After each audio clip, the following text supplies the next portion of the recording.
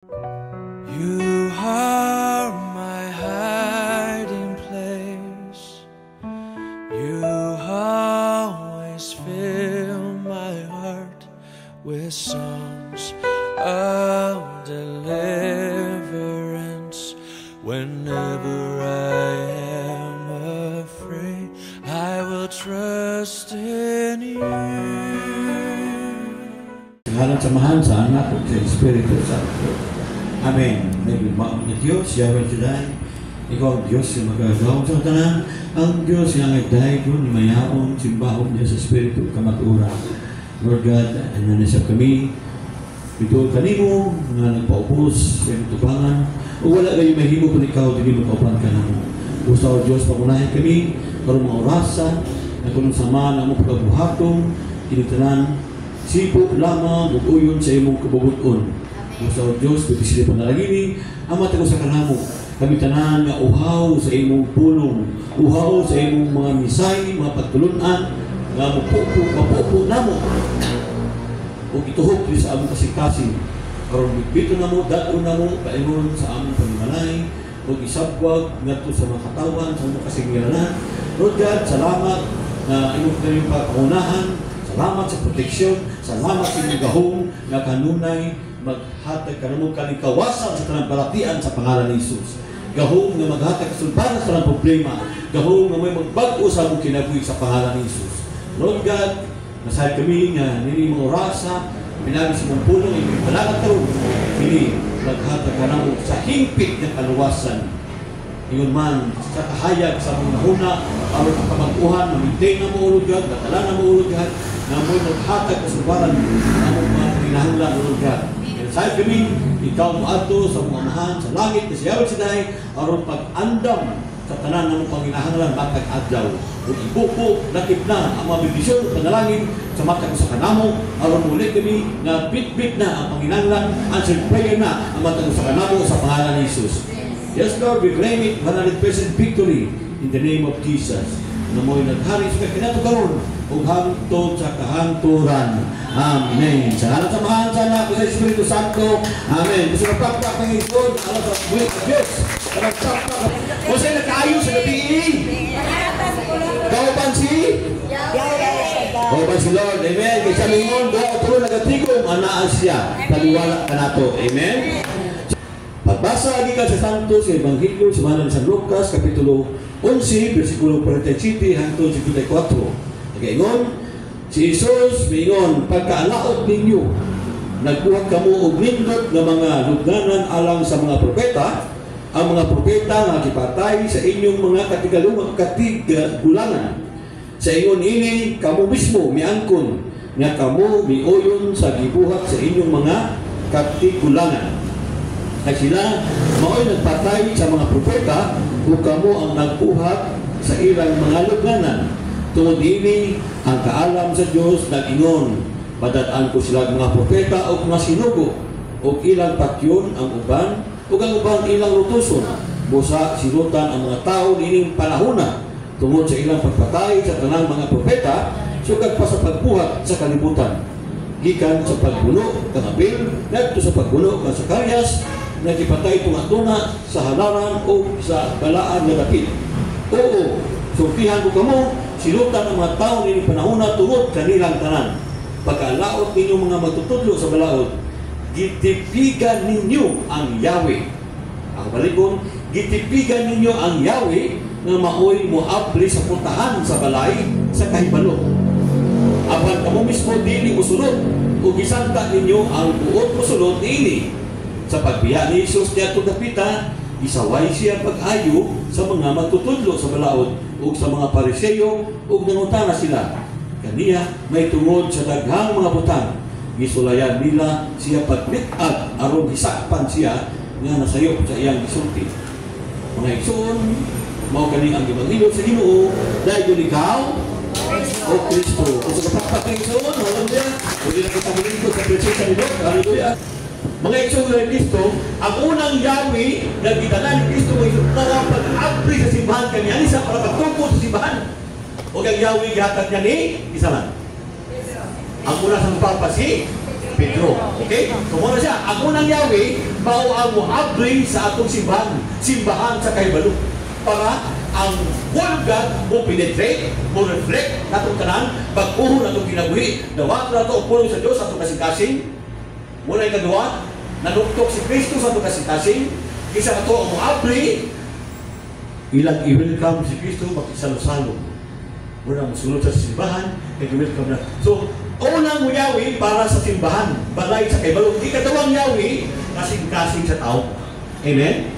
Kaya kanang kasing-kasing sa tao, there are only 5% na bidawat ni Kristo. Out of 100%, only 5% na bidawat ni Kristo. Una ang maluwas. Yaw mo na. Ginaot ko nga, kitang tanan, nabilong sa 5%. Amen? Amen. Okay, sama nabilong sa 5%. Ha?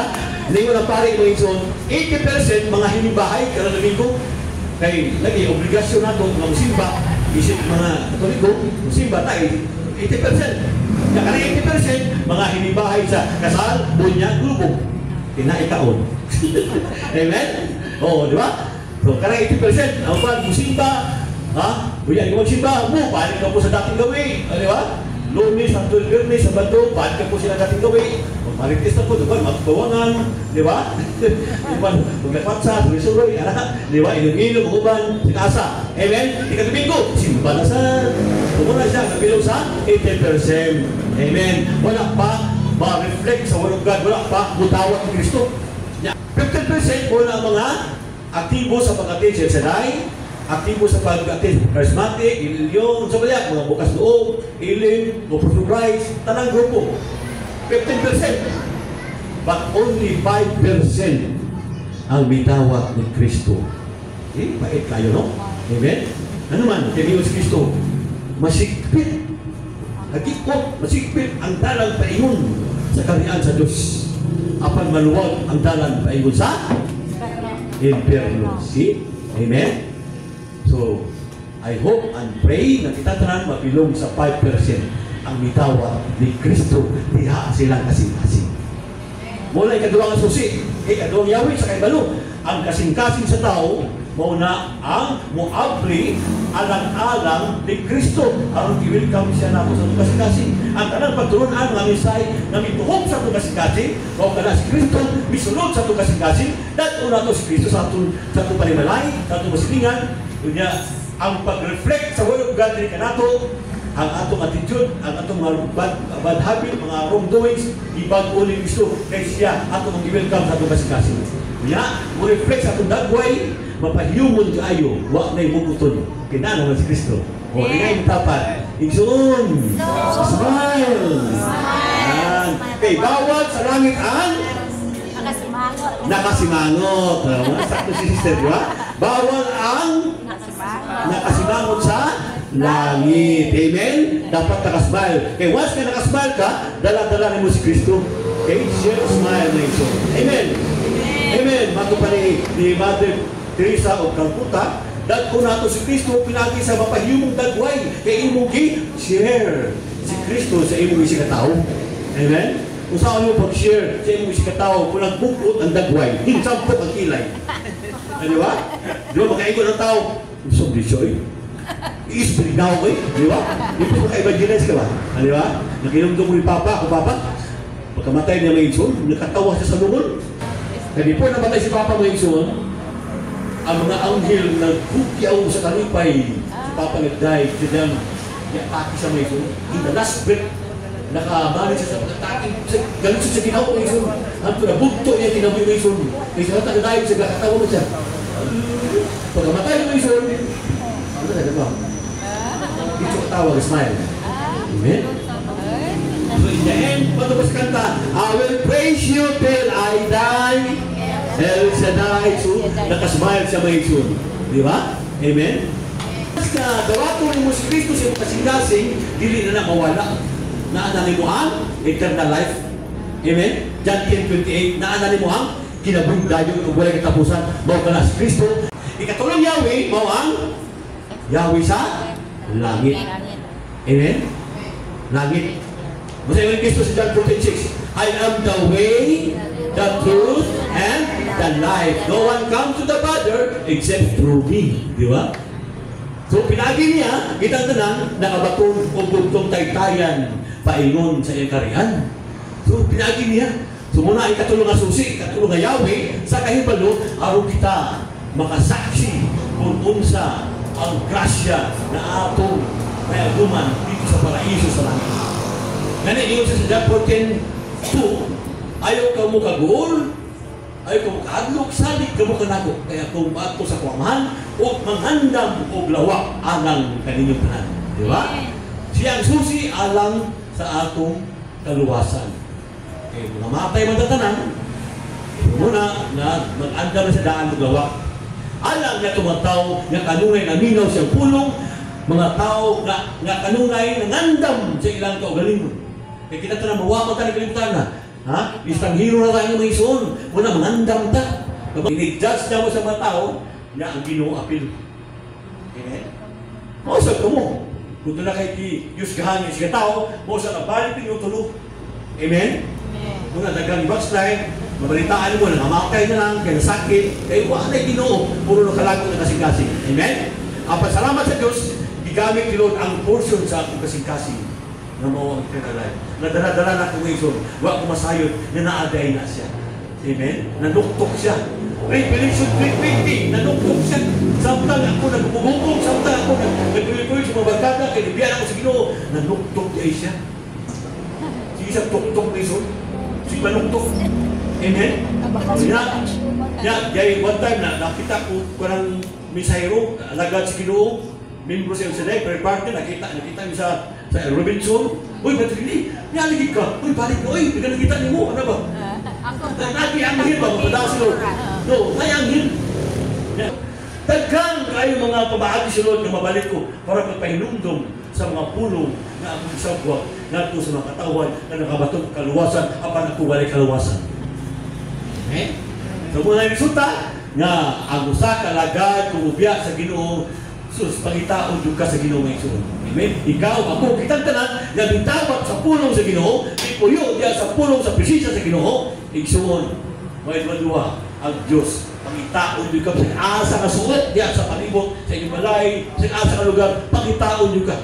Bisa kung pago kayo na sa swimming pool, kitang-kita yung puta. Sabot ka makitaan ka. Wala imposible ang Yahweh sa tayo. Amen! Magpakalang Ginoo. Hallelujah. So, kung sabi unang Yahweh, unang Yahweh sa kay Baro mo ang simbahan. Ikaduang Yahweh para sa kasing-kasing. Ikatulong Yahweh para sa langit. Amen? John 14:6, He is the way, the truth, and the life. No one comes to the Father except through me. Okay? Muna ikatulong na Yahweh. Amen? Kung sa may isod, mangandap na kanunay, mangandap na pagdahil sa Ginoo, para dili sirhan ni Lord ang puntahan sa langit. Dili sirhan ni Lord ang atong kasing-kasing. Igsoon, kung ikaw mulabang, muagi, simbahan, gani mo aksyon ikaw panguros, kaya yung presensya sa Eucharistia. Naa siya may ison, nagsunong sa imong kasing-kasing. In a very simple faith, may ison sa imong panguros, musanong din siya sa imong panginahanglan. Kung sa imong mga yawok-nok, mga problema, kada adlaw, hindi mo masulpad, sige nagagunahuna, igsuon, panahon na. Ikaw mo sampid ya kaniya. Abrihi ang puntahan sa imong kasing-kasing. Samtang ikaw naa dito sa simbahan, sa kapilya, nagsampid kaniya, nagsimba kaniya, nagalagat kaniya. Panahon na. Ikaw, makabaton. Kung kahayag sa imong mahuna. Kahayag sa imong kasing-kasing. Kung diya, lalo mo siyang piil, siya paanan mo isuon.